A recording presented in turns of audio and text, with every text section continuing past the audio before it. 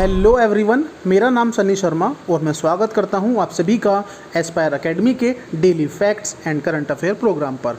आज दिनांक 19 अक्टूबर 2020 दिन सोमवार। आइए शुरू करते हैं आज की वीडियो। आज की पहली करंट अफेयर है, केंद्रीय शिक्षा मंत्री ने कपिला कार्यक्रम का किया शुभारंभ। केंद्रीय शिक्षा मंत्री रमेश पोखरियाल निशंक ने हाल ही में बौद्धिक संपदा साक्षरता और जागरूकता के लिए कपिला अभियान की शुरुआत की है। कपिला का पूर्ण स्वरूप Kalam program for intellectual property literacy and awareness campaign है।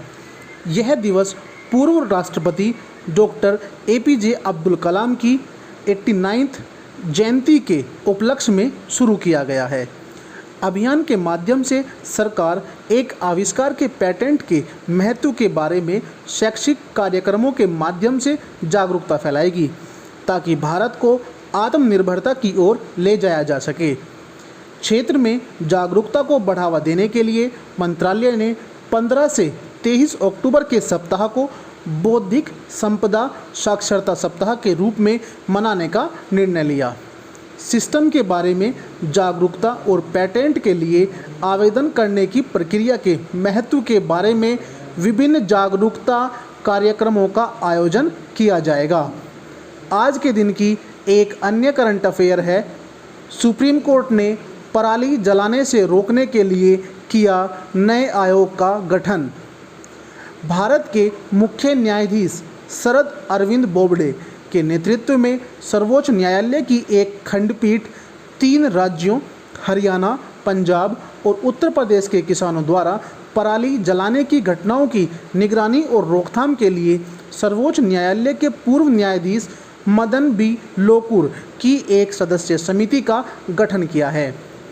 जस्टिस मदन बी लोकुर की एक सदस्यीय समिति राष्ट्रीय कैडेट कोर यानी NCC, राष्ट्रीय सेवा योजना यानी NSS और स्काउट गाइड में तैनात स्वयंसेवक छात्रों की मदद से दिल्ली और इसके आसपास के क्षेत्रों में पंजाब, हरियाणा और उत्तर प्रदेश में पराली जलाने के कारण होने वाले प्रदूषण से निपटने का प्रयास करेगी।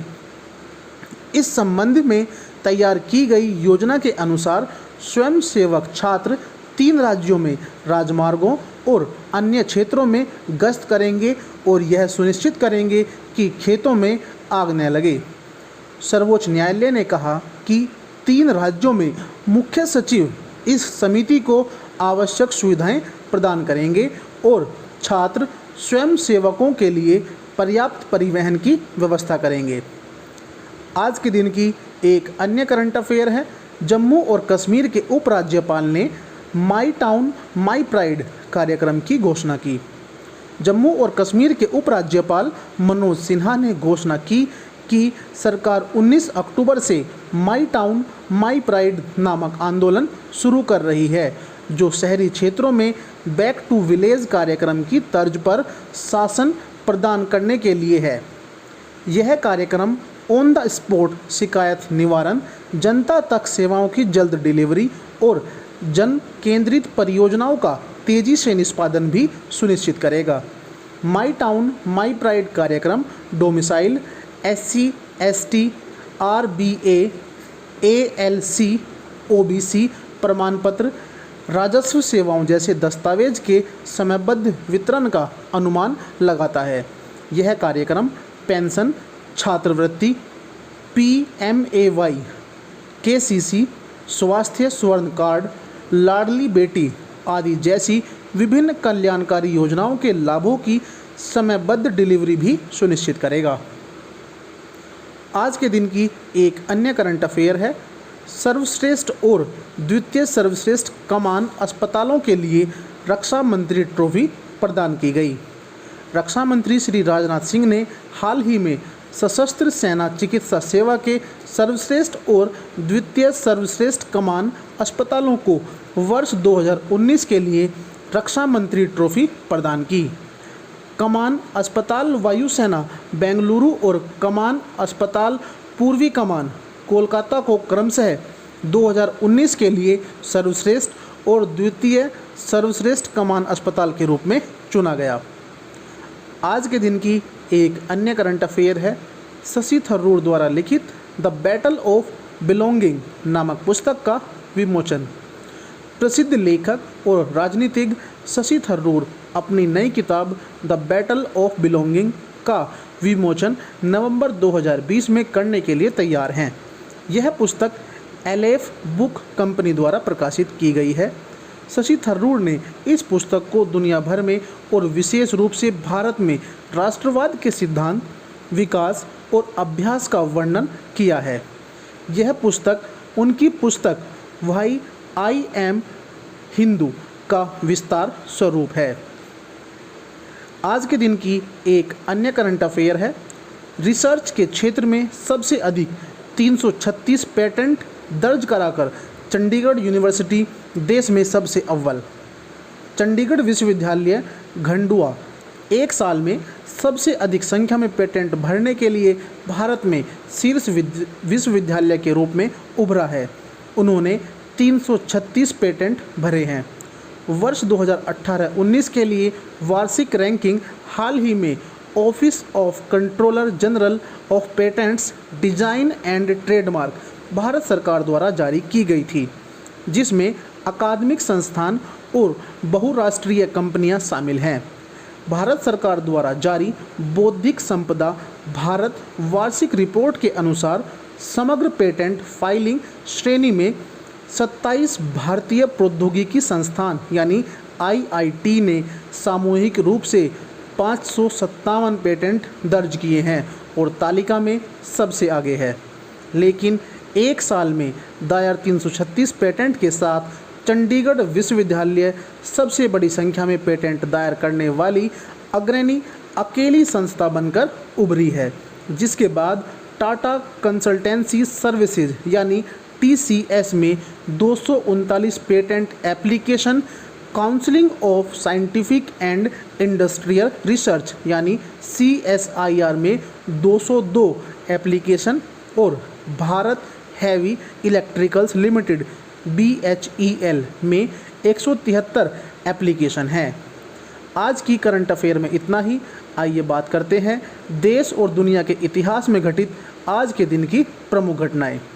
आज ही के दिन सन 1900 जर्मन वैज्ञानिक मार्क्स प्लांक ने प्लांक का नियम प्रतिपादित किया। इसे ब्लैक बॉडी एमिशन का नियम भी कहा जाता है।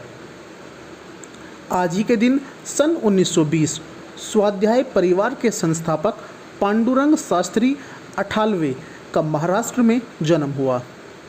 आज ही के दिन सन 1924 अब्दुल अजीज ने मक्का में पवित्र स्थानों की रक्षा की स्वयं घोषणा की। आज ही के दिन सन 1943 रटगर्ज विश्वविद्यालय के छात्र एल्बर्ट सात्ज ने तपेदिक के इलाज में इस्तेमाल होने वाली दवा स्ट्रेप्टोमाइसिन विकसित की। स्ट्रेप्टोमाइसिन पहले एंटीबायोटिक उपाय फॉर ब्यूटेरुलेसिस को पहले रटगर्स विश्वविद्यालय के शोधकर्ताओं द्वारा अलग किया गया था।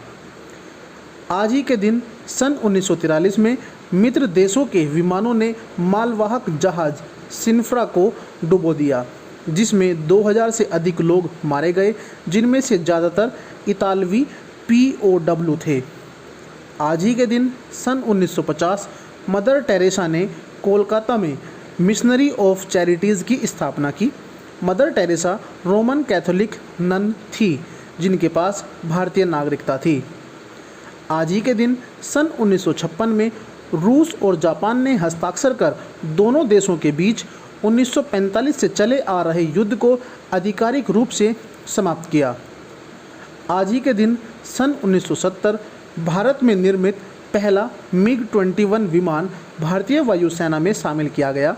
यह एक सुपरसोनिक लड़ाकू जेट विमान है जिसका निर्माण सोवियत संघ ने किया था।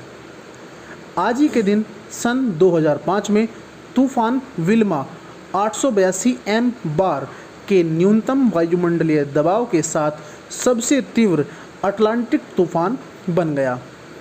आज ही के दिन सन 2006 दक्षिण कोरिया के विदेश मंत्री बान की मून, जो संयुक्त राष्ट्र महासचिव भी हैं, ने आगाह किया कि उत्तर कोरिया द्वारा आयोजित एक दूसरे परमाणु परीक्षण के परिणाम गंभीर होंगे। आज ही के दिन सन 2007 यूरोपीय संघ के नेता पोलैंड, इटली और बुल्गारिया के लिए अंतिम मिनट में रियायतों के बाद लिस्बन संधि पर समझौता करते हैं। आज ही के दिन सन 2009 32 अतिरिक्त सौर ग्रह खोजे गए। यह एक दिन में और एक महीने में खोजे जाने वाले अधिकांश एक्सोप्लैनेट के लिए एक रिकॉर्ड सेट करता है।